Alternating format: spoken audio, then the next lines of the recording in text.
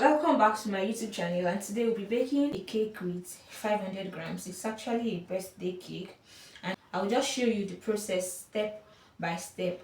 One of the first things that is very important if you're going to be baking is to ensure that you have everything that you want to use measured out already, so that you will not need to be going out or missing out on anything. I remember there was a time I was baking and I forgot to add baking powder to my cake. Of course, you know that the cake was not going to come out so well, and it did not even come out well. And that was simply because I did not have everything handy. So, one thing that I found out that helps in baking is to get every of your ingredients ready before baking. So, just measure out everything you want and ensure that everything is there. So that's what I've done here. I've measured out all my ingredients and I'll just start out baking. I'll be using this to mix. This is the bowl of my stand mixer, and it is very sturdy. It is an iron steel, and that was what I'll be using.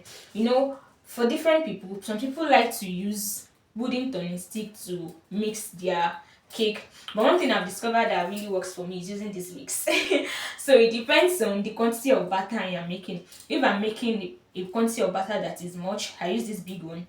If I'm using a quantity of butter that is small, I use the small wicks. So today, because of the quantity of butter I'm baking, I'll be using these big wicks and I'll be using this. So my ingredients are here, and the list of the ingredients will be in the description box. So do well to check the description box so that you will get the ingredients. So the first thing I'll be doing is to take my margarine, and like I said, I've measured out everything. This is 500 grams. So I'll be putting in my margarine into my mixing bowl. This is my margarine, 500 grams. So I always like to mix my margarine for some time before adding the sugar. I found out that it helps the fluffiness of my cake. So continue watching, because there's a secret I'm going to show you to ensure that, to help you in mixing your cake faster. You know, there's this, it's not a myth actually, that when you want to mix, it takes time. It's the truth. But there is something I found out that makes it much more easier. Pardon me, let me get a seat because this is not an easy work. Alright, so I've gotten a seat, and what I'm just doing here is that I'm putting this in between my laps and I'll just mix. And so that's what I'm just doing. This is it. I'm just mixing. I found out that this position makes it easy for me to mix. So I'm just mixing. So I will mix for about 2 to 3 minutes, and that's what I've just done. Then after that, I'll take my sugar, which I've also measured. So this is my sugar. I'm using white granulated sugar, and this is 350 grams of sugar. So for this 500 grams of margarine, I'll be using 350 grams of sugar, and that is what I'm just going to pour everything into my, and yes, I will just mix that again. So I will just keep mixing. You know, people ask, how long do you have to mix? And some people have said that mix till all the sugar is melted, that you not feel the sugar. But today I'm telling you that that is just a myth. And why did I say that? There is no way your sugar will completely melt. What will only happen is that your butter and your sugar will become pale. Even if you use the stand mixer or a hand mixer, your sugar cannot completely melt. So what you are looking out for, is that your sugar and your margarine is well incorporated, and you will see it because the color will change into pale white from the normal yellow. So let's just do the work and let's mix. So just stay tuned and let's mix. Ensure you scrape down to the bottom so that you will be mixing everything and not just some parts. So that's what I'm just doing. I'm scraping. So that's what I'm doing here. I'm scraping down the bottom to ensure that I'm not just mixing some parts, but I am mixing all the parts. Alright, so at this point, I said that there is a secret I'm going to show you.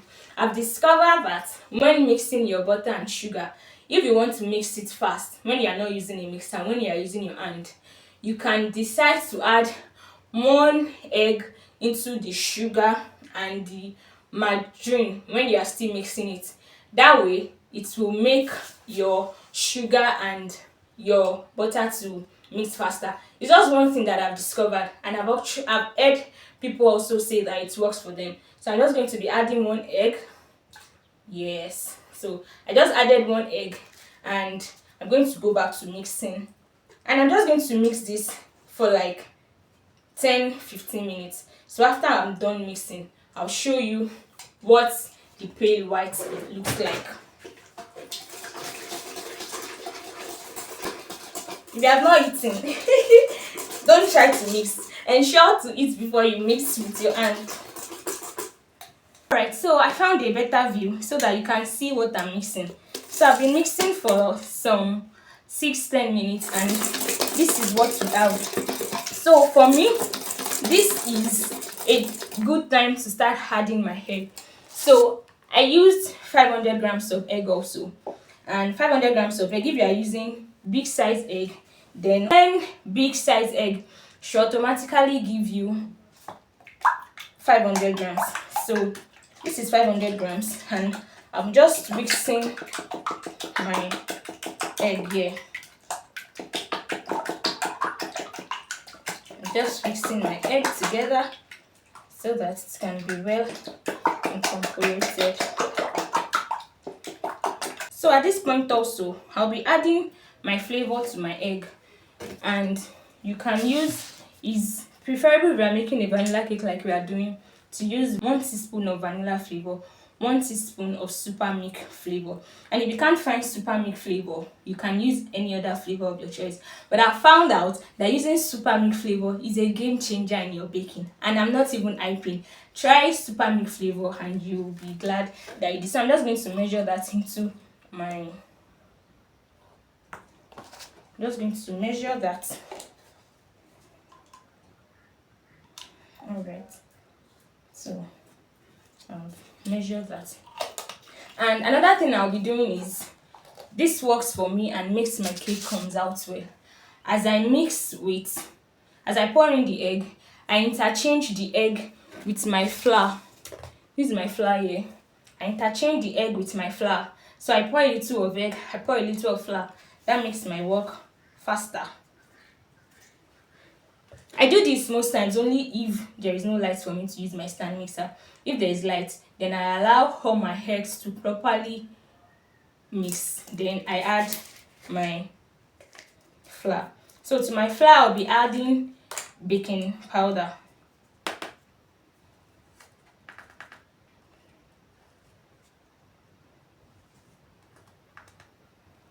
So as you can see, I'm leveling my baking powder. I'm not just heaping it like this and pouring. No, I am actually putting, and I'm trying to scrape it off so that it can be leveled.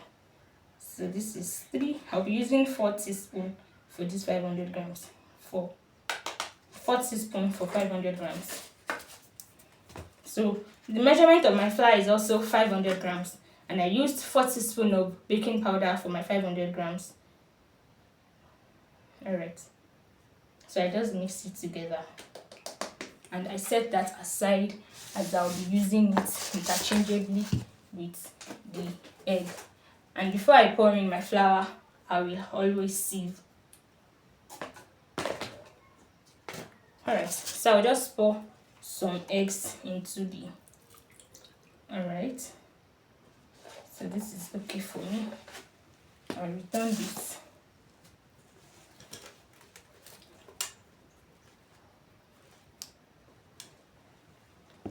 And I will mix that together. So you can see, I'm just mixing it together. So as you are watching, if you have any question, you can drop it in the comment section, and I will ensure to answer all your questions. So I'm just mixing that together. So after mixing, and I feel that is okay, I will add a little bit of my flour. So like I said, I'll be sieving in my flour.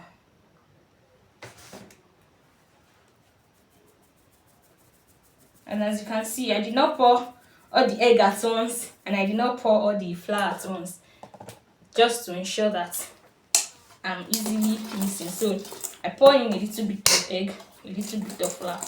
So let's mix that together. So that's what I'm just doing.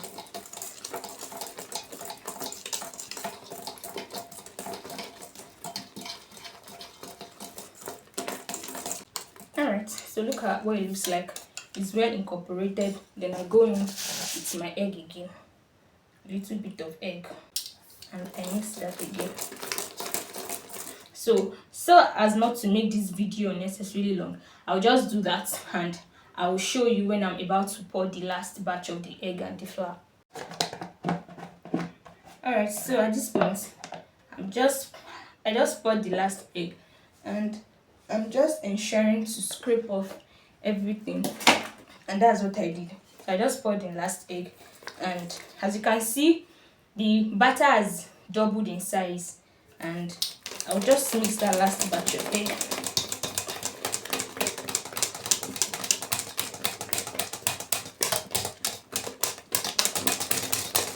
So I'm just mixing thoroughly, and I'll be pouring in the last batch of flour. Okay.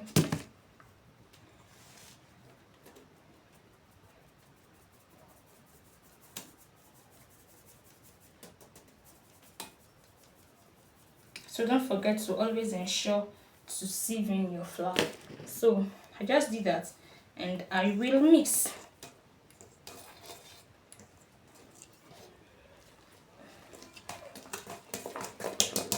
Alright. I will be adding water to my cake.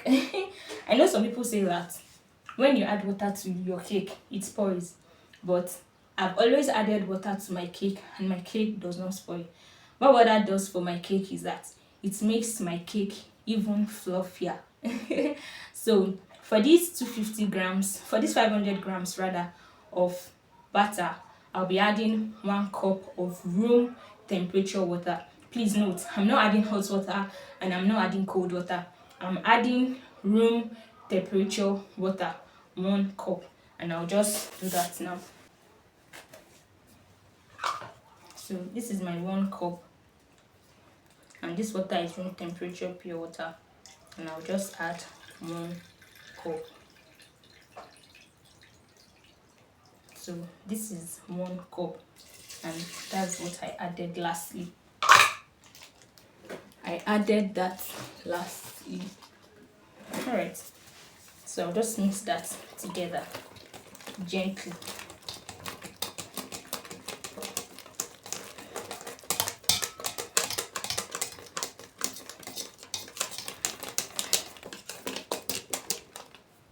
Alright, so that's all with my hand mixer, with my hand whisk rather. So my hand whisk is done with its work. Now I've said it that this scraper is one of the important tools that you need to have as a baker. So I'll just mix down to ensure that the face of my batter is smooth. Be scared if the face of your batter is not smooth. Just use your spatula to scrape down for like some 2 minutes and the face of your batter will be fine. So let me say this, that if you are scared that your cake is going to get bad quickly, at least this cake outside of the oven, outside of the freezer rather, can stay 5 days without getting spoiled. But if you want to leave your cake for a longer time, I will be adding preservative. But because I know this customer is not going to keep this cake for long, I'm not going to be adding preservative. Alright, so I'm just trying to still mix everything together, and we are good to go. So this is what my cake batter looks like, and I will just be portioning it into the pan I want to use. So for this cake, I am going to be using 2 9-inch pan. I've already buttered my pan. So because I always want my cake to come out equal, I always ensure to measure. I either use a scale to measure it to ensure that it gives me equal batter, or I use my measuring cup. So I've been using my measuring cup and I don't want to stand up from here, so I'll just use my measuring cup. So this is one.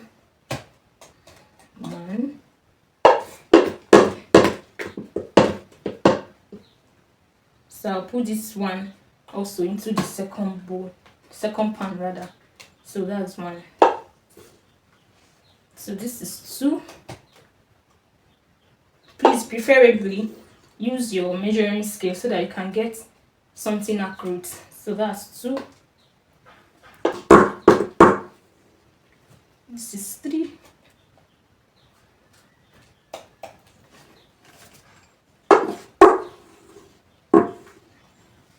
And this is three. What I will just do after pouring it is that I bind it. So I'm taking that to my oven now so that you can see what it looks like. See you when it comes out from the oven. Alright, so our cake is done baking and it's out of the oven. And I'll just turn it. I'll show you what it looks like. Alright, so you can see that our cake is well leveled. This is what it looks like. The second one is almost done, and I'll bring out that also. So thank you for joining me. See you in my next video.